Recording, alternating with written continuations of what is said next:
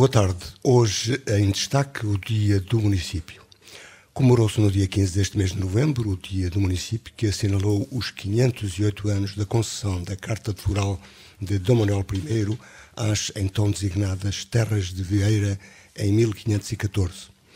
Em nota breve, os forais estão na base da formação dos municípios, são assim, se assim se pode dizer, a sua certidão de nascimento.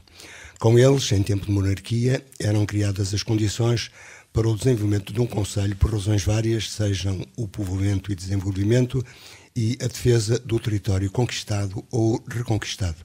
Aquilo que hoje tantas vezes aqui é referido pelos autarcas, a fixação de população e desenvolvimento socioeconómico. De então para cá, atravessaram séculos de história. Os municípios, assim Vieira do Minho, passaram por situações diversas, determinadas pelas conjunturas sociopolíticas e, abreviando, tiveram o último impulso na sua autonomia com a instalação do poder local democrático saído do 25 de abril de 1974 e da Constituição de 1976.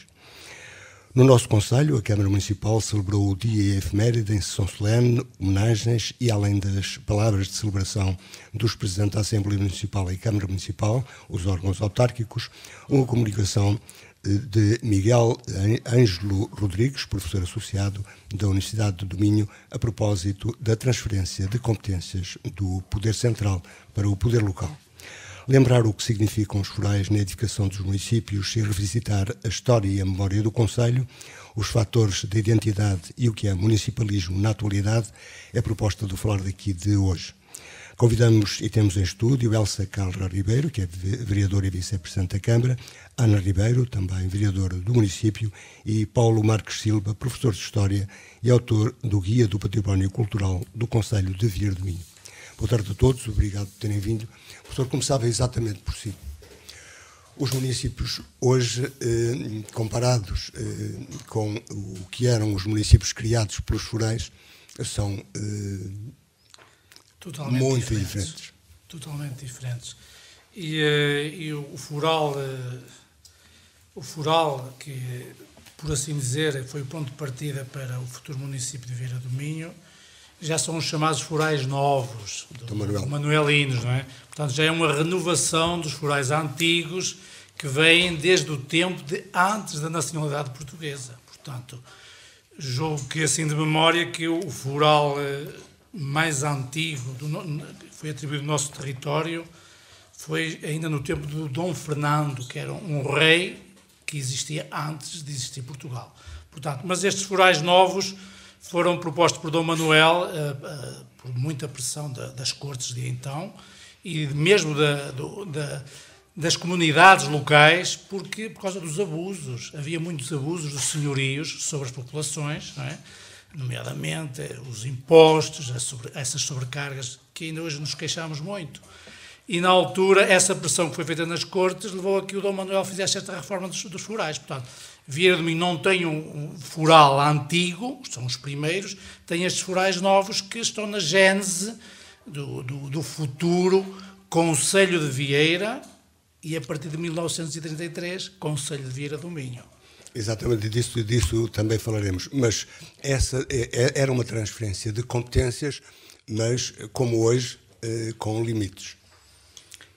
Diria que não era uma verdadeira transferência de competências, porque com... Uma transferência de poderes, diria eu. Sim, com verdadeiro rigor histórico, eu sou da opinião daqueles historiadores, não é consensual, que os forais manuelinos, portanto, foram criados, no fundo, para que a corte, o rei, soubesse quais eram os seus domínios e tinham uma função de fiscalidade.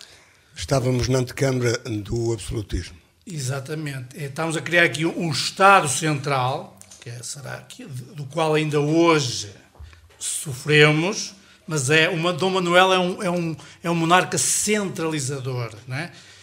Teve reformas a nível da justiça, a nível do comércio, foi muitas vezes associamos muito Dom Manuel às especiarias, ao ouro. É verdade que ele beneficiou muito disso, mas ele é um rei reformador. Mas é reformador centralizador, não é? E muitas vezes os forais, e aí até já podemos ir novamente aos forais antigos, tinham um objetivo claro por parte dos monarcas: retirar poder aos senhores locais. O que levou, em alguns casos, em alguns reinados, a conflitos entre a chamada nobreza, os senhores. Aliás, aqui na nossa região de Braga, o foral não, mas, por exemplo, as inquirições de Dom Afonso III são despoltadas exatamente pelo conflito que há aqui com a sede de Braga. Exatamente por causa de saber qual era o património. Portanto, há sempre conflitos entre os senhores e o monarca, porque o monarca medieval, e mesmo da Idade Moderna, é um monarca itinerante. Só com Dom Manuel é que passa a existir uma corte fixa, uma centralidade em Lisboa, e é neste momento que os forais aparecem exatamente para reforçar o poder do monarca a nível da identidade nacional. Porque, é verdade, ainda estes dias ouvia numa formação de um historiador, porque eu não sou historiador, sou um curioso de história, professor de história acima de tudo. Claro, atualizo-me, leio e ando... De qualquer maneira, a sua era é a história. No conhecimento, a sua era é a história. É a história. A área principal, digamos. A minha formação é a história e depois também é o ensino, naturalmente. E, portanto, este Dom Manuel é um rei centralizador. E, como eu dizia, isto é importante para criar a tal identidade nacional. Mas porque há reconhecimento de que há dinâmica local, à população, e há condições para a criação de conselho. E foi isso que foi verificado. Sim, claro, não é por acaso que nós ainda... Porque a verdadeira reforma dos conselhos só acontece no século XIX, não é? Com o Mouzinho da Silveira. Não é? Isso é que é a verdadeira reforma administrativa. Antes são diplomas legais que o rei... com a intenção que o rei tem de captar mais impostos, diminuir o poder dos senhores, não é, locais e, de certa forma, estender a sua mão judicial a todo lado. Porque há uma coisa que, por exemplo, não aconteceu noutras monarquias e noutros países. Em Portugal, desde a gênese de Portugal, que o rei, a nível de justiça, é o único que tem o poder, é o supremo juiz, é o único que tem o poder de mandar matar e cortar, como é que vou dizer? E desmembrar membros, por exemplo, as mãos, os pés, é o único que tem esse poder. Os senhores locais, embora tivessem a sua autonomia e a sua independência no seu senhorio, não tinham esse poder. O poder da morte e de decepar membros esteve sempre concentrado no nosso monarca. Isso é uma diferença muito grande, por exemplo, para as outras nações, mesmo europeias. E, curiosamente, ainda vemos quem mantenha algumas dessas nos tempos de hoje. Outras culturas, outras mentalidades. De qualquer maneira, é, de facto, um reconhecimento de que o Conselho tem dinâmica e que tem capacidade para se gerir alguns, digamos então, sim, alguns dos poderes. Dos recursos que há realmente ao rei interessa, porque depois o rei coloca aqui funcionários régios, não é? Locais, que depois também dão contas ao rei. Mas estes funcionários régios normalmente são escolhidos, estão dentro do município, conhecem, têm essa proximidade com a população, portanto, são agentes locais que trabalham quase como as nossas finanças, não é? A repartição das finanças, a segurança social, embora agora a segurança social já transfere competências, mas é um bocadinho isso, são funcionários régios, estão a trabalhar para o rei, mas são locais escolhidos, letrados, naturalmente, mas conhecem as pessoas.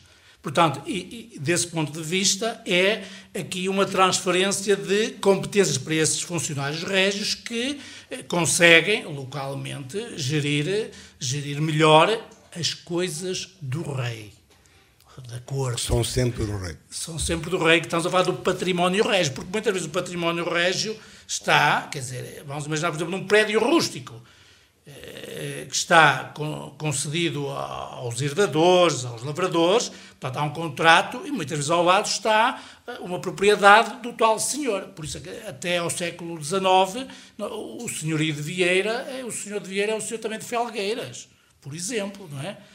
Sim. Estamos a falar que muitas vezes o rei privilegiava, até para ter esses grandes nobres do seu lado, fazer essas concessões. Era o mesmo que hoje, por exemplo, isso para as pessoas perceberem, o Primeiro-Ministro e o Ministro das Finanças chegar junto de mim, olha, o senhor a partir de agora do Conselho de Veeiro do Minho faz a recolha dos impostos e passa a ser património seu. Era uma maravilha, não é? Era um pouco nesta lógica, não é? Considerar sempre um poder. É como atualmente também o poder dos municípios é limitado. Também tem os seus limites. Há um poder central e há um poder local. Apesar de tudo, os municípios são outra coisa no pós-25 de Abril. Porque já na Primeira República também, os presidentes da Câmara, também existiam os municípios, os presidentes da Câmara, só que o presidente da Câmara era uma pessoa com poderes completamente limitados. Era nomeado, não era eleito. O 25 de Abril traz, sobretudo, essa a luz da democracia, não é? Com todos os defeitos que tem, é o pior dos governos, com exceção de todos os outros, não é? Já dizia os Churchill. Quando nós aqui, e foi lembrado nesta ocasião, foram lembrados dois dos nomes do Conselho, Guilherme Abreu e o Dr. Álvaro Magalhães, que foram presidentes de Câmara, eram presidentes de Câmara, representavam o poder central local, mas sem eleição e sem grandes poderes. O poder não emanava do povo. Não tinham representatividade, não representavam, como representam hoje, eleitores, mas representavam o poder central e dele dependiam, e os seus poderes estavam limitados. De certa forma eram nomeados, não é? Portanto, eram sempre um braço do poder central que obedecia ao próprio poder central. Portanto, não havia esta independência, não é, que a democracia traz, porque o Presidente de Câmara, um executivo camarário, governa em nome das povoações, mas tem essa legitimidade democrática que lhe advém exatamente das eleições, não é? Isso aí faz toda a diferença. Mas, de qualquer maneira, ainda sempre com limitações. É assim, nós temos melhor compreendidas do que anteriormente. Sim, estamos a fazer um caminho, não é? O governo atual decidiu, com se calhar a maioria parlamentar, os partidos, a maioria dos partidos, pelo menos os mais representativos, decidiu ir pela transferência de competências. É um caminho, não é? Há quem defenda a regionalização, já foi feito o referendo, parece que agora temos medo de falar disso. Eu tenho uma opinião muito própria. Há quem defenda que deverá ser por referendo, outros por decisão da Assembleia. Eu não sei se a regionalização ia ser melhor ou pior. Não sei. Se for bem explicado às pessoas, o importante aqui é esclarecer as pessoas. Se formos um país regionalista, como é que as coisas vão funcionar? Que órgãos é que vai haver? Se for explicado, e isso também é o dever de viver em democracia, porque a democracia distingue-se dos outros regimes, nomeadamente das ditaduras, é que nós temos que explicar às pessoas para elas compreenderem e depois aderirão ou não aderirem. Exatamente. Portanto, a regionalização não sei se seria melhor, se seria pior. Uma coisa, e essa é uma opinião muito pessoal, piores não estaríamos. Não estaríamos. E como se fez noutras circunstâncias e noutras áreas, aliás, em algumas das áreas, como nomeadamente a saúde, fazer chamados experiências piloto. Que seja criar uma experiência piloto que possa dar aos decisores centrais, seja o referendo, sejam a Assembleia, seja as pessoas em referendo, perceberem o resultado que deu um estudo feito, ou uma experiência feita numa dada região. Isso é muito importante, mas esse caminho não foi feito. Houve um referendo. Porque aparentemente, e nós temos falado disto aqui várias vezes, parece que os próprios partidos políticos, sobretudo os principais partidos, bloquearam. Parecem não ter grande interesse em que isso venha seja resolvido. Pois é, mas os interesses dos partidos, infelizmente, muitas vezes não coincidem com os interesses das populações. E é aqui que se começa a criar o divórcio entre as populações e os eleitos. Os eleitos, não é? Portanto, e nós temos que, infelizmente, passamos tempos de grande dificuldade em que as pessoas... A abstenção é o sintoma mais claro. É preciso aproximar os eleitos dos eleitores. Por isso é preciso cada vez mais explicar-lhes porque é que foi tomada esta decisão e não outra, não é? Portanto, as pessoas têm que sentir que, quando escolhem, também são parte das decisões que depois são tomadas. Isso é o mais importante em democracia. Muito bem, mas este era só um assunto e que nós já propusemos aqui a alguns, particularmente aos partidos políticos, representantes dos partidos políticos, a sua discussão, a discussão da regionalização. Nós hoje estamos aqui para lembrar apenas a história também, embora isto também seja, claro, faça parte da sua história. A Vieira do Minho é marcado pelos rios Cávado e Ave e pela serra, particularmente a Serra da Cabreira. Isso formou o território aproximado de Vieira, esquecendo Roivães, esquecendo a Ribeira de Soares, esquecendo Vila Boa da Roda, mas Vieira do Minho, como concelho, foi delimitado por esses dois rios, um pouco mais. Sim, eu diria, um pouco mais. Se queremos ir à gênese, já que estamos a falar novamente da história de lá de trás e dos conhecimentos que eu tenho, das leituras que faço, é assim, a primeira vez que palavra Vieira surge, julgo que é num documento da Sé de Braga, que está estudado por um professor já falecido, mas muito conceituado, que é um documento da Sé de Braga do século XI. E lá é um documento, ainda escrito em latim, que fala exatamente em São João, o mosteiro de São João de Vieira. Portanto, isto já para aqui clarificar a questão da vernária. Vernária não existe. Portanto, Vieira nunca se chamou vernária. É uma interpretação errada, não é? Com a melhor das intenções, mas é uma interpretação errada. Mas suponho que muitos dos vieirenses ainda terão vernária como um nome. Aproveito para esclarecer, e isto aqui é, com certeza, não é uma opinião, é uma coisa verificável, que eu verifiquei no próprio Foral. Não está lá escrito vernária. É um engano. E a leitura, provavelmente, que a nossa única monografia tem, que fala na vernária, foi uma interpretação paleográfica, do meu ponto de vista, errada. Porque eu estive lá a ler e a palavra que lá está é Vieira. Deixa para todos perceberem, a paleográfica é da antiga escrita. Exatamente, escritas antigas, não é? Exatamente. E, por acaso, foi uma cadeira que eu tive na faculdade, não é? O que não faz de mim especialista, mas com algum conhecimento. E eu realmente estive com um Foral à frente dos meus olhos, com o original, e o que eu leio lá, até a melhor fonte, o que eu leio lá é Vieira. Foral dado à terra de Vieira, com dois Y. Com dois Y, portanto. Nunca vernária. Agora, possa aparecer lá que está lá escrito vernária.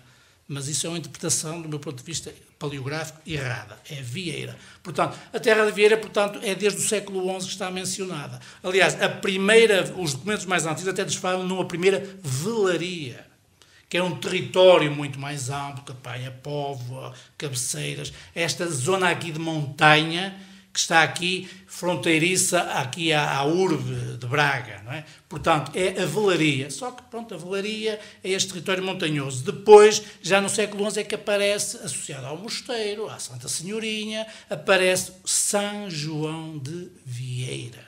Portanto, é a primeira inscrição de Vieira é desse documento do século XI. Portanto, a partir daí, com as inquirições, começam então a aparecer as primeiras referências às propriedades do rei. Portanto, e as inquirições de 1220, portanto, isto já estava no século XII, mas antes dessas inquirições, já a Igreja de Braga, a Sé de Braga, tinha a sua lista de igrejas aqui do território de toda a Sé de Braga, do território, portanto, da Diocese de Braga, que abrangia até territórios do Porto, Viana do Castelo e até atrás dos montes. E lá estão as nossas igrejas que hoje são vieirenses. Portanto, a primeira Vieira são estas terras. São João de Vieira, que mais tarde, e não consigo precisar quando, passa a designar-se mosteiro, mas primeiro é... A existência do tal mosteiro que não conhecemos. Cá está a importância da persistência da memória oral, não é? E coletiva. Portanto, a São João de Vieira, o nome, a partir de determinada altura, não sei quando, desaparece e passa-se a designar mosteiro, o que, de certa forma, também é uma evidência de que realmente houve lá um mosteiro. Mas temos um território, digamos que também moldado por nós, isto é, por os nossos antepassados. Vieira, o atual território de Vieira, como eu disse, até escrevo aqui no guia, demorou 419 anos a ser definitivamente o que é hoje, não é? Com a criação em 1933 da freguesia de Vieira do Minho. Não é? Portanto, foi, em termos territoriais, 1853, se não me falha a memória, com a integração do Conselho, de parte do Conselho de Roivães, no território de Vieira. Portanto, nós somos aqui um mosaico de comunidades. E, portanto, a fase inicial do Conselho não é fácil, porque somos um mosaico de comunidades com as suas idiosincrasias, com as suas diferenças, não é? Mas com uma identidade comum. Presos, exatamente, a uma autonomia. Não foi fácil, não é? As autoridades de então, civis, criarem aqui uma comunidade vieirense, mas essas comunidades, pronto, com o tempo, e hoje, quer dizer, não há dúvidas do que é o Conselho de Vieira do Minho. Mas eu lembro até, por exemplo, nas lutas em que andou o padre, estava a falhar agora o nome. Padre Casimiro. O padre Casimiro. Nas lutas ribeirais. Exatamente, no livro dele, ele promete às gentes de Ribeira de Soares que lhes vai devolver aquelas autonomias, concelhias que eles já tiveram. E as pessoas, para eles aderirem à luta. Não é? Portanto, as pessoas são muito arraigadas, cá está a ideia de identidade.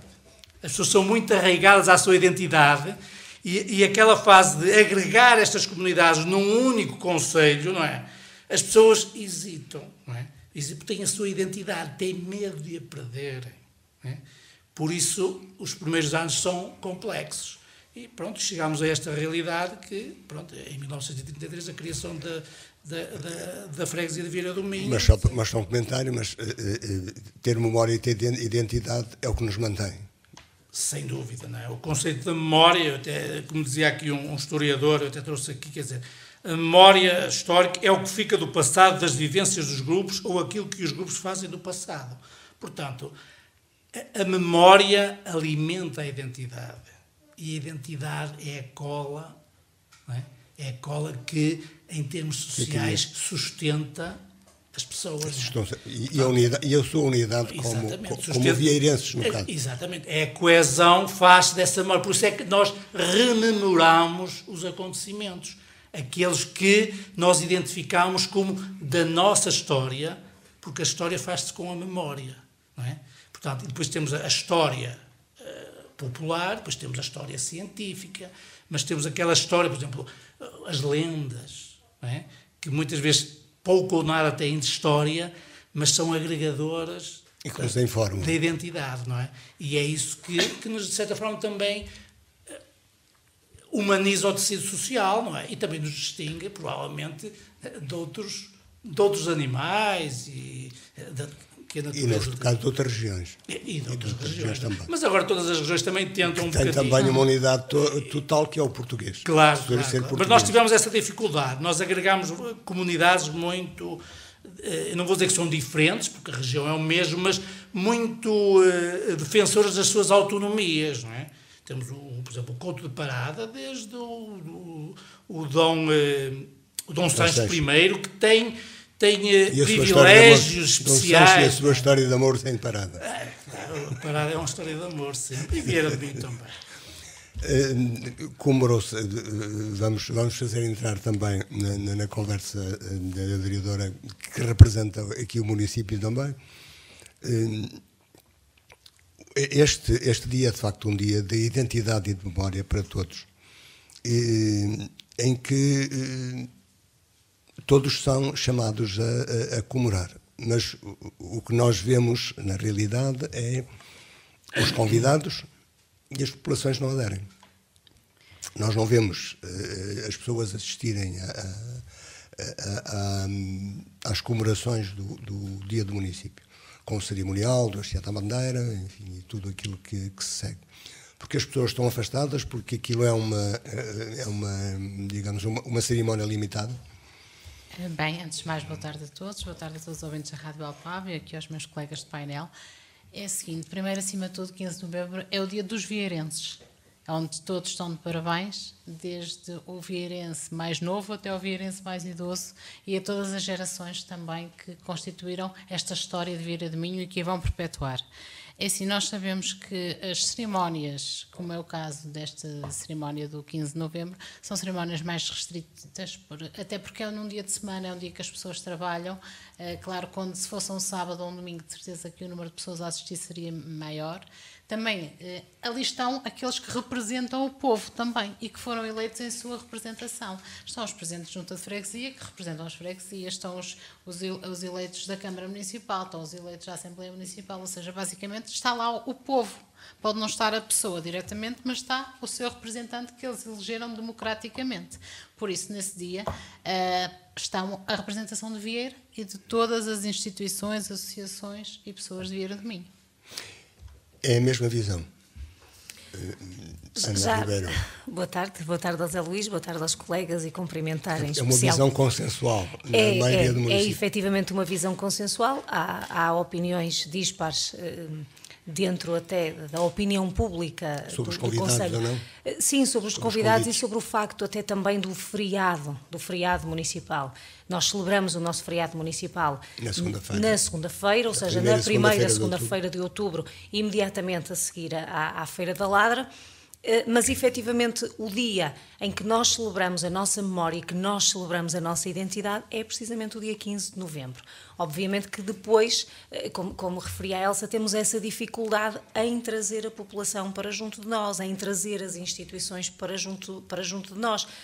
Faria todo sentido, como faz, por exemplo, no 25 de Abril, estar a Banda Filarmónica, estar o Núcleo de Escuteiros, que apesar de tudo tiveram representados. E apesar de tudo estão representados, no caso dos escuteiros estão representados pelo seu chefe de núcleo, porque é a única pessoa que pode, dada também já a sua situação profissional, que lhe permite estar presente.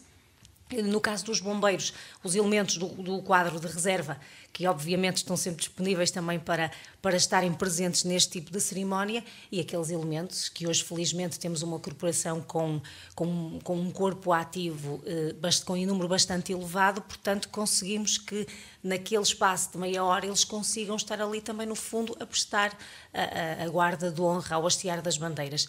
Se me pergunta depois das bandas filarmónicas ou de outros grupos culturais, recreativos, etnográficos, obviamente que é mais difícil porque ou são constituídos por jovens que estão nas faculdades a estudar ou são constituídos por pessoas mais velhas que efetivamente esse é dia de trabalho. O facto de não ser feriado afasta as pessoas da comemoração do seu dia, mas como disse a Elsa muito bem, acabam por estar representados pelos eleitos e pelos representantes de instituições. Aqui também acresce um facto, é assim, não quer dizer que as pessoas não tivessem seguido através da Vieira do Minho TV, exatamente, através da Rádio Alto Ave, ou seja, as tecnologias também permitem alargar o número de presenças, não é? No fundo, de presença. E permitem que a pessoa, mesmo à distância, vá seguindo o que se passa no seu território, porque tenho a certeza que foram muito mais as pessoas que seguiram à distância este evento do que puderam estar presencialmente neste evento. Os presentes foram particularmente os convidados. Exatamente. De certeza que viram, reviram. E os bombeiros que estão nestas situações estão lá sempre?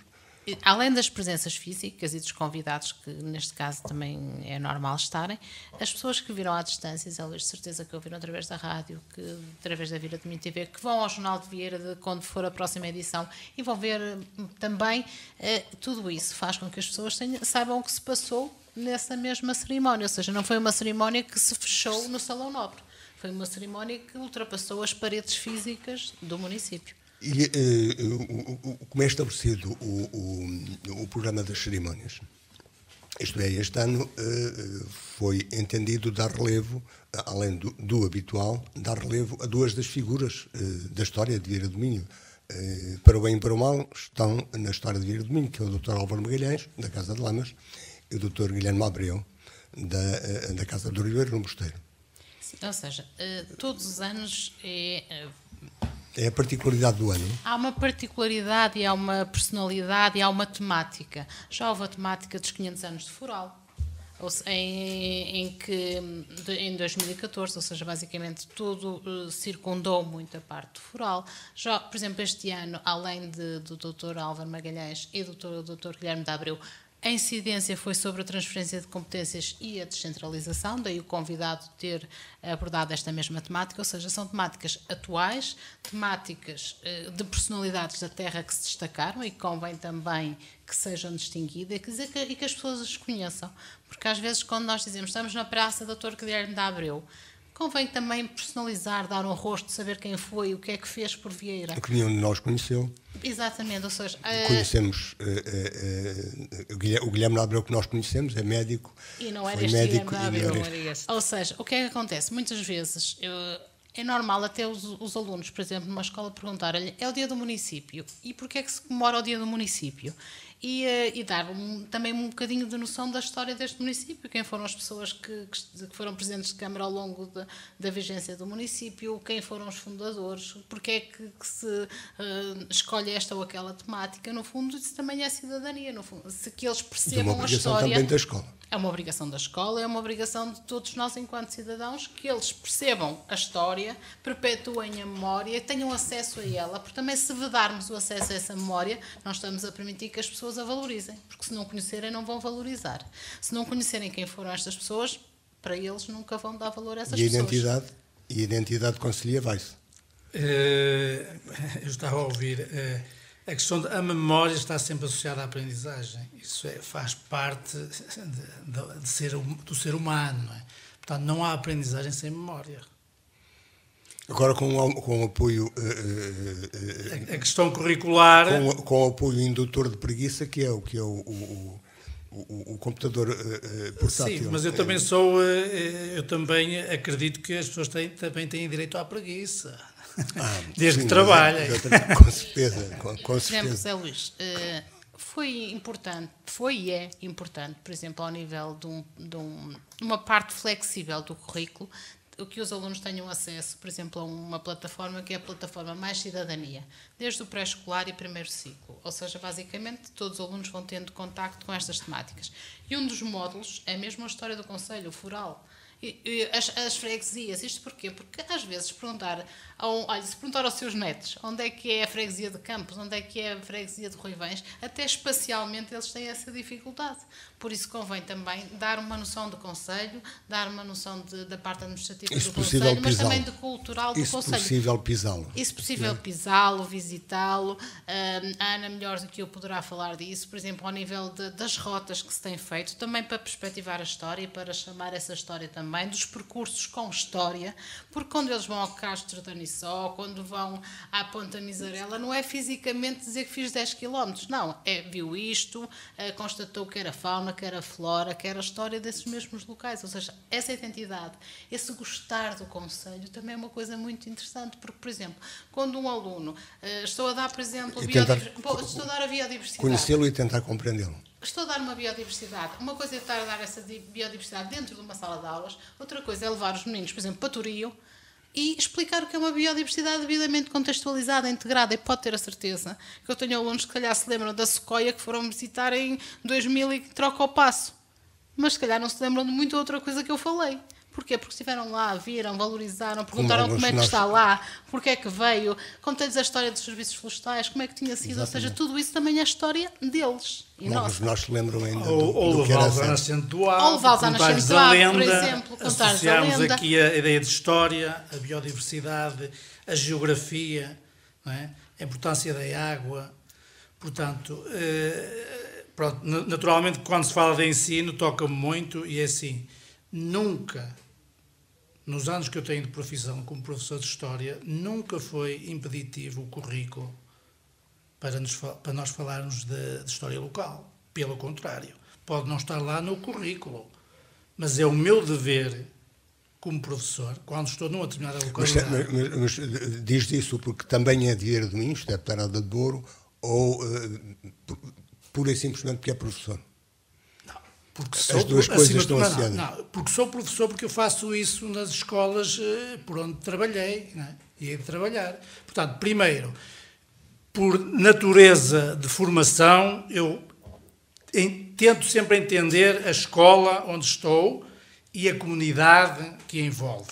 Isso implica conhecer o mínimo das raízes daquela comunidade. A partir daí, eu, em qualquer aula, eu posso abordar um tema, esteja a falar da Revolução Francesa, esteja a falar dos romanos, se o professor quer... Curiosamente, Vieira do Minho tem tudo. Tem muito, tudo. Tem.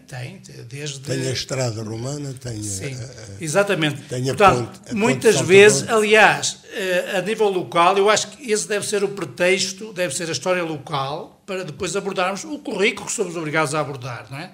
Porque pode não estar lá, naturalmente, a abordagem de Vieira do Minho, a história de Vieira... Não é preciso. Eu, desde há muito tempo, que as minhas aulas são aulas de flexibilidade curricular. Agora chamam outras coisas, para parecerem novas, DACs e não sei o quê. Mas isso tudo já foi inventado, já foi experimentado. Não há nada novo. Portanto, eu sou do tempo da flexibilidade curricular. O que é que isso significa? Eu tenho um currículo, limito-me a seguir o que lá está, é um guião, limito-me a seguir o guião? Não. Há um guião, orienta-me, mas eu, dentro da flexibilidade curricular, como professor de História, tenho o dever e a obrigação de integrar elementos da história local naquele contexto, seja a falar de Napoleão, seja dos romanos.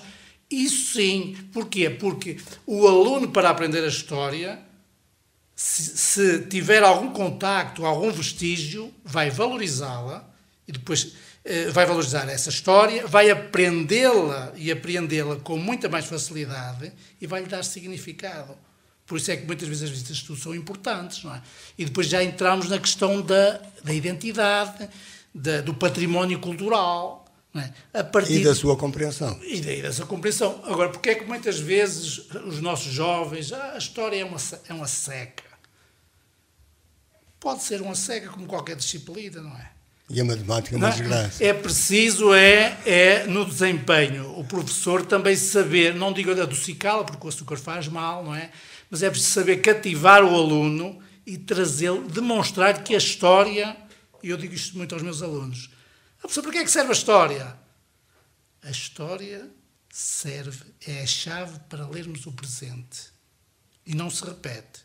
Eu não acredito que a história não se repete.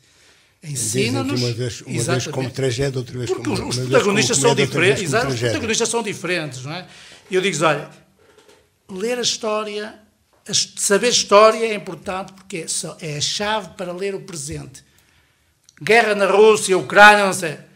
Há uma explicação, não é? Porque como é que chegamos aqui? Se eu tiver na minha memória de aprendizagem esse conhecimento, eu estou a ler o telejornal e não sou manipulado. Pois. Não sou manipulado. Porque a história, a memória é importante para o meu espírito crítico. Exatamente. Agora, que muitas vezes não interessa que as comunidades o tenham. Mas isso aí é do tempo da antiga senhora. Mas isso já e nós não devemos querer ir por aí. Desde o tempo dos romanos. Exato. Mas, relativamente a este conhecimento do Conselho, Ana, estava a vereadora também, Elsa... E que tem a ver também um bocadinho com esta questão do programa que estávamos a falar há instantes, que é preparado também para o Dia do Município. Se este ano se entendeu que a questão da descentralização de competências da administração central para os municípios estava na ordem do dia, até porque aceitamos as transferências de competências na área da ação social, na área dos transportes e também na área da educação, e na área da saúde, faria todo sentido termos um convidado que conseguisse falar de uma forma mais, não lhe vou dizer coerente, mas de uma forma mais académica e uma forma talvez até mais séria para que as pessoas possam entender efetivamente aquilo que se trata, porque diz-nos muito respeito. Portanto, esta questão. E para falarmos na questão daquilo que nós defendemos e daquilo que nós queremos passar também a mensagem à população, o ano passado, por exemplo, trouxemos o Presidente da Agência Portuguesa de Criatividade e Inovação, que fez também uma belíssima palestra sobre o que é Vieira do Minho, o que foi um bocadinho de Vieira do Minho, e perspectivou também um bocadinho o caminho de Vieira do Minho nestas áreas principais em que nós tentamos centrar a nossa atuação, nesta questão do turismo, nesta questão da floresta e nesta questão da agricultura. Portanto, nós tentamos também sempre acrescentar, com estes convidados que trazemos, ser um elemento, no fundo, agregador e que possa passar também uma mensagem um bocadinho diferente daquela que estamos habituados aqui a passar entre nós. O ano passado tivemos, por exemplo, um espetáculo brilhante no auditório a propósito do centenário da Amália, também foi uma vertente mais cultural e mais recreativa associada a esta. Há algo permanente e algo que é sempre permanente. A preocupação, como dizia, do Conselho em preservar, valorizar, divulgar e dinamizar precisamente este património histórico e este património cultural, era, como estava a professora Elsa a dizer, estamos a falar dos trilhos pedestres, todos eles têm um pedacinho de história sempre associada a todos eles. Portanto, tinha um pedacinho de história também sempre associado, como eu estava a dizer, a todos eles. Estava o professor Paulo a referir-se à questão da história da nascente do Rio Ave. Revitalizámos há 3 anos atrás o local onde nasce o Rio Ave. O local foi sinalizado. E aqui também com a polémica das duas freguesias, Anjos e Cantelém. Não há história sem polémica. Quanto à possibilidade da nascente ser um bocadinho mais à direita ou um bocadinho mais à esquerda, portanto, sinalizou-se aquele local. É um local com história, é um local que tem também uma lenda associada, é um local bonito para se visitar e, portanto, para além desse, obviamente, depois foram recuperados mais 11 pontos em torno da dinâmica da Serra da Cabreira, também precisamente para valorizar este património cultural, este património histórico, este património natural que temos e que é, obviamente, tão belíssimo. Isso são sempre conversas... Há um chavão que nós na educação e acho que na vida devemos ter. Nós só valorizamos o que conhecemos. Porque se não o conhecemos, nunca vamos valorizar. Uma coisa é dizer, é nascente do Rio Ave, está bem, mas se eu não for lá, se não vir, se não ler, é mais uma coisa, é mais um assunto, como tantos outros. Por isso, acho que muito importante, e também temos feito por isso, é mesmo divulgar, mas divulgar in situ o que é que existe, como existe, o que está, o que é importante mudar, o que é importante preservar. Já disse o professor Paulo que a escola, e no caso particular, tem isso como atitude na didática, mas o problema é que a ligação da escola e o município no sentido de para os mais novos. Por exemplo, neste caso, o programa que eu estava a dizer da Plataforma Mais Cidadania é um projeto municipal que foi colocado como desafio às escolas e que elas o aceitaram. Ou seja, partiu do município, no fundo, disponibilizar esta componente, que é uma componente lúdica, mas ao mesmo tempo também muito pedagógica, de maneira que as pessoas se apropriassem também destas formas de conhecimento. Ou seja, aí também há uma conexão muito grande entre políticas educativas, o que é feito ao nível do município e o que é disponibilizado aos agrupamentos. Claro que aqui, por exemplo, no caso da descentralização, fazendo um bocadinho a analogia com o que disse o nosso orador do Dia do Município, também com o que disse o Paulo Silva, muitas vezes é aquilo que é decretado e a autonomia é muito pouca.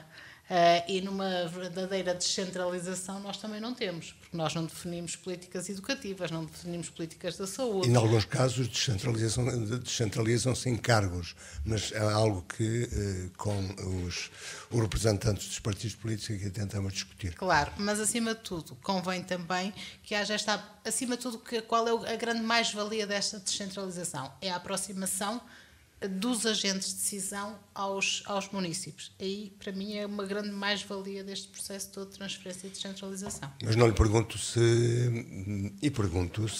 defende na regionalização ou fica a meio caminho. O que é que eu vendo? Vendo uma efetiva descentralização de competências e de envelope financeiro a ele associado, de forma que for justo. Chamar-lhe-emos regionalização, chamar-lhe-emos descentralização. O que eu gostava efetivamente é que houvesse uma transferência de competências, mas séria.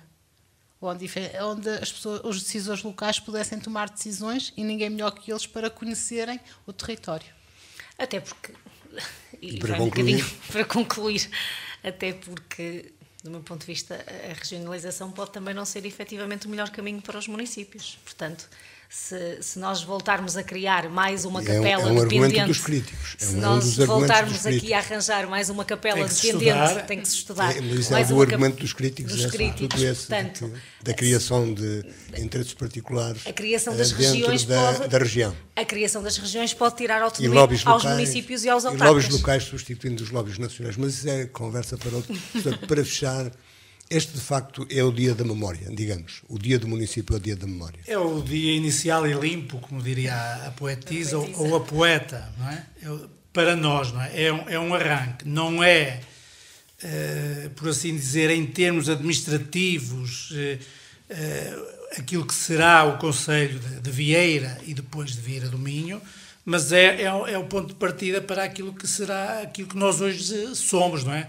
Estas primeiras 6 freguesias, São de Vieira, Eiravedra, Cantelães, depois temos o que estou a contar, Eiravedra, portanto Mosteiro, Taboaças, Cantelães, Anjos, não sei se já disse as 6. Pronto, são estas as freguesias, não é? Que já vêm referenciadas desde o século XI.